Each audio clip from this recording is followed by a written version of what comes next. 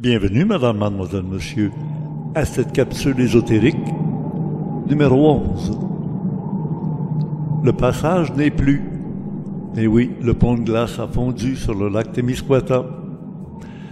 Pour l'année 2025, c'est terminé. Il faut faire le tour du lac ou attendre l'arrivée du traversier. C'est un choix. Nous avons créé des liens de l'autre côté, sur l'autre rive. Et nous aurons l'occasion aujourd'hui de rencontrer quelqu'un qui a eu un rendez-vous avec des êtres qui ne sont pas de nature humaine, sur un lac qui est juste au-delà des montagnes qu'on voit à l'horizon, qu'on appelle le Grand Lac Squatek. Heureusement, comme tout est cyclique, probablement nous aurons un autre pont de glace l'hiver prochain. Et cette dame était d'ailleurs revenue pour cette rencontre avec des êtres qu'elle avait rencontrés lorsqu'elle était vraiment très jeune. Écoutons une partie de son témoignage. Bonne écoute. On est mercredi matin. Un petit feu? Un petit feu. On est mercredi matin. On vient de se lever tout le monde. Ah, il joue le feu. On a décidé de faire une vidéo pour le chant. Merci beaucoup, Joanne. Je voudrais te poser des questions parce que bientôt, on va aller visiter un salon de l'ésotérisme. Ouais. Tu as connu ça, toi, des salons de l'ésotérisme? Oui, j'ai connu ça dans les années, dans les fins des années 70. Ça a été les premiers salons où j'ai été visiter. J'ai été me promener pour... Et tu as fait partie de l'organisation de salon? Non, pas d'organisation de salon. J'ai fait partie d'un studio où on organisait des cours et des conférences. Ah. Mais j'allais visiter les salons. Il s'appelait comment? Studio Lumière, à Saint-Jean-sur-Richelieu. C'était sur la rue Saint-Louis. OK. Et ça a duré presque 3 ans. Ça a été une des plus belles expériences de ma vie. À quelle époque? Dans quelles années? Dans l'année... Tu vois, le studio a ouvert, je crois, à 91. Oui. Et puis, ça s'est terminé un petit peu plus tard. Ouais. Qu'est-ce que tu penses du monde actuel qui change comme dans un grand chaos? C'est très cacophonique actuellement. Et chaotique. Chaotique. Chaotique. C'est très chaotique.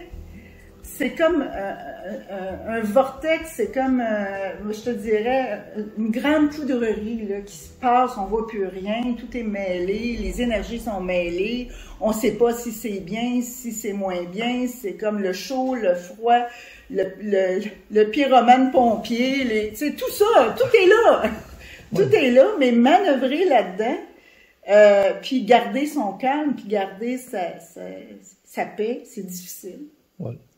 Mais par contre, chaque personne qui est dans cette énergie-là, parce qu'il y en a beaucoup actuellement, change à des vitesses grand V.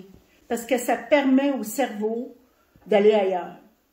D'aller ailleurs, puis se projeter dans une nouvelle dimension du cerveau. Et comme l'imagination puis le cerveau crée, on va créer une nouvelle réalité. On est en train d'être là, une nouvelle réalité, et ça se passe très vite. Comme on n'a jamais vécu, jamais personne n'a vécu ça de notre génération à cette vitesse-là.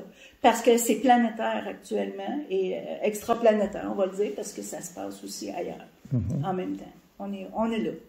Ah oui, hein? On est là. Alors et ça là, se ressent très bien. Alors là, tu m'ouvres la porte pour te poser la question. Oui. Babam. Boum. Tu as eu une expérience dans le Témiscouata, oui. Dans le Bas-Saint-Laurent. Oui. À quel endroit précisément? C'est au Grand Lac Squatek. Au Grand Lac Squatek. Tiens, oui. C'est le petit cousin du Grand Lac Témiscouata, là. Oui, oui. Attends, c'est ça, c'est à côté de Legemme, c'est ça, oui. Exactement. Il y a 12 ans. Qu'est-ce que tu as eu comme expérience? Ben écoute, depuis que je suis petite, moi, j'ai des expériences. Hein, je me le cache pas, je pense que je l'ai déjà dit aussi en même temps. Mais les expériences ont tous évolué à travers le temps. Oui. Et cette journée-là, je devais pas être là. Je devais pas être là. Mais je savais qu'il était pour se passer quelque chose, mais j'ai été là, moi, pour faire plaisir à mon conjoint de l'époque. Et bon, on est parti. J'avais jamais été dans ce secteur-là. Et je me suis dit, tant qu'à être là, on va s'amuser. Tu sais. Donc, c'était la journée parfaite. On est en fin août, 21-22 août 2012. C'était une fin de semaine. Et je me suis dit, bon, le lac est merveilleux, la température est merveilleuse. Tout était merveilleux. Comme quand je suis arrivée là, j'ai resté surprise parce que je m'attendais pas, j'avais jamais été dans ce secteur-là. Donc, je me suis dit, j'allais me baigner. Donc, j'ai été dans l'eau pratiquement toute la journée. Toute la journée. La température était assez chaude, même de l'eau? L'eau était chaude, oui. Ah, okay. L'eau était chaude, il n'y avait pas de vagues, il n'y avait pas de vent, il n'y avait rien. Tout était parfait. Et on nous avait dit, quand vous allez rentrer dans les chalets, ouvrez pas les lumières parce que les mouches noires vont rentrer en même temps que vous autres. Donc, vous rentrez, vous fermez les portes, puis vous vous couchez, puis vous bougez pas de là parce que sinon vous allez vous faire manger. Donc, par les mouches noires. Oui. Par les mouches noires. Alors, on était couchés sur un lit, un divan-lit. Là. Moi, j'étais dans le fond, mon conjoint était à côté. Puis, évidemment, comme quand on joue dans l'eau toute la journée, on est fatigué. Tu sais, on est bien, on est comme, tu sais, très, très... un peu flippé? Même pas. J'étais satisfaite. J'étais vidée parce qu'à cette époque-là, il arrivait toutes sortes de choses dans ma vie, mais j'étais bien. Tu sais, j'étais totalement bien. Et j'étais en train de repasser ma journée dans l'eau, là, dans ma tête, là, tout ça. Comme moi, je fais toujours des revisions, hein, c'est ma façon de faire. Et je sentais quand même que le sommeil pouvait s'en venir, mais j'étais éveillée. Et mon conjoint a décidé, je sens que mon conjoint, à ce moment-là, se lève puis il sort du chalet. Donc, il est sorti, tout simplement. Et je me suis ouvert les yeux parce que je dormais pas à ce moment-là. Et là, tout à coup, je vois ce qu'on appelle, c'est des êtres en lumière qui sont arrivés. Un peu, pour donner un exemple, là, ça ressemble un peu au film Cocoon, mais c'est pas ça, mais ça ressemble. Quand ils n'ont pas le corps humain, là... Oui, c'est un corps énergétique. Oui, c'est ça. C'est ça. Et c'est pas dans les teints de bleu, rosé, mauve, en tout cas. Puis, il y en a un premier qui est arrivé, puis il m'a passé, là, il m'a passé à travers le corps. Il y en a un deuxième, puis un troisième. Ça s'est fait assez rapidement, mais assez, j'avais les yeux ouverts, assez pour les voir vraiment. Moi, j'ai pas peur de ça, parce qu'il y a eu d'autres choses qui étaient arrivées avant. Mais pas comme ça, parce que j'avais rencontré, moi, des Nordiques en 79. Et je leur ai demandé si c'était eux. Parce que je devais les revoir. Et ça a été clair, c'était eux. Parce qu'ils étaient trois aussi, en 79. Et... la forme humaine, dans le fond. Oui, il était vraiment, là, il était dans la forme humaine, mais tu sais, qu'on appelle type nordique. Oui. Les gens vont comprendre c'est quoi. Oui, c'est pas des petits gris, des grosses têtes, des gros yeux. Non. Puis tu sais, ceux-là, ça, on en avait discuté un peu hier, c'est, je te dirais, qui ressemblent assez à des humains, habillés comme une personne comme nous, avec des verres fumés, pour pas voir la couleur des yeux. Mm-hmm. On pourrait facilement les passer pour des humains. Là. Ah oui, OK. Ils ne portaient pas des lunettes fumées. Là. Non, mais moi, c'était l'exemple. C'est l'exemple que je donne. C'est une grosse différence, c'est leurs yeux. Oui, c'était leurs yeux qui étaient turquoise. Moi, j'ai jamais entendu ça nulle part, des yeux turquoise. Tout le monde dit que c'est des yeux bleus. Mais moi, c'était des yeux turquoise. OK. Alors, si on revient à cette expérience-là, énergétique, là, évidemment, moi, je me suis pas endormie, là, parce que j'étais, qu'est-ce qui vient de se passer? Là, je savais. C'est parce que quand... Tu avais une communication télépathique avec ces êtres-là? La seule communication télépathique que j'ai eue, c'est, parce que ça a été comme, est-ce que c'est vous que j'ai rencontré, là, en 79? Puis la réponse était oui. Puis l'autre était en 2000? En 2012. En 2012, OK. Oui. La fameuse année 2012, on disait la fin du calendrier Maya. Et j'ai resté là à intégrer l'énergie. Parce que OK. c'était important, parce que quand une personne a des expériences comme ça, il faut qu'elle puisse ressentir toute l'énergie, le cadeau. Hein? J'appelle ça le cadeau. Tout recevoir ce cadeau-là. Et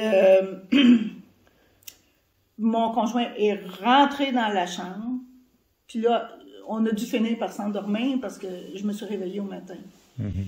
Et je lui ai demandé, j'ai dit, pourquoi t'es sortie? Parce que je voulais savoir pourquoi. J'ai pas dit ce que j'avais vécu. J'ai dit, pourquoi t'es sortie?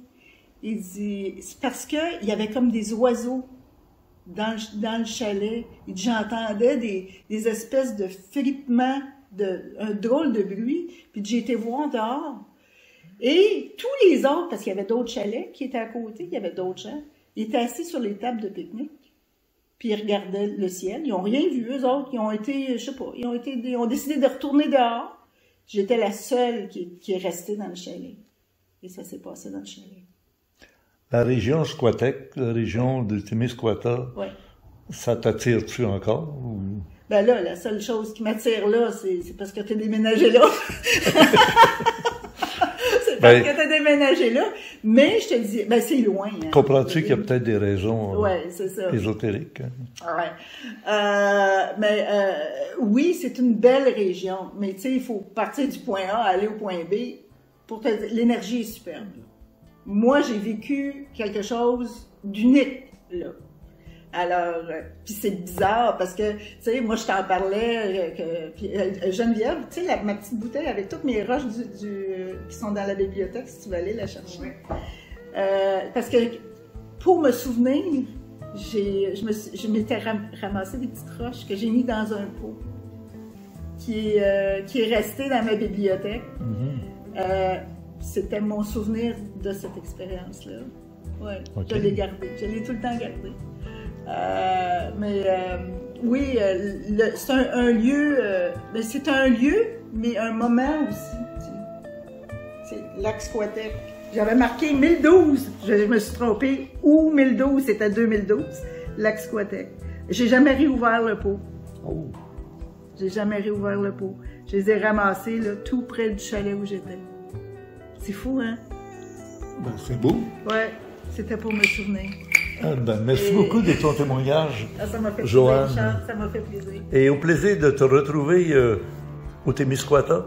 Oui, cet été. Oui, il faudra, absolument. Merci Richard, Geneviève.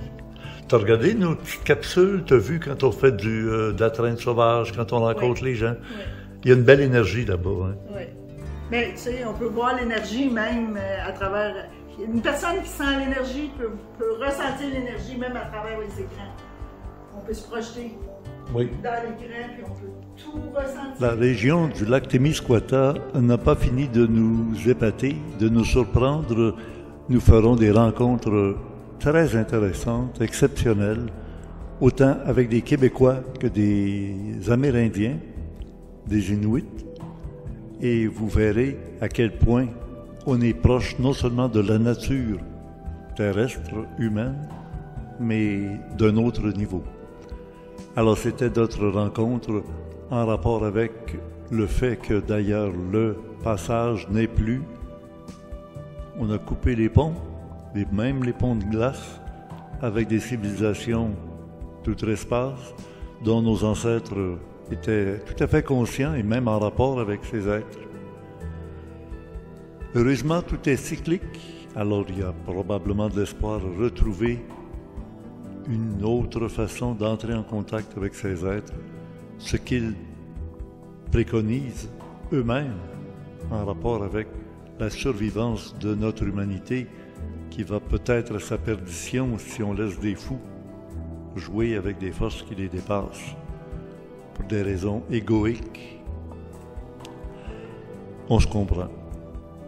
Alors voilà, c'était notre rendez-vous du samedi soir, vers 9h tous les samedis soirs, ici sur YouTube. Je vous invite à regarder quelques autres vidéos que je vous propose ici.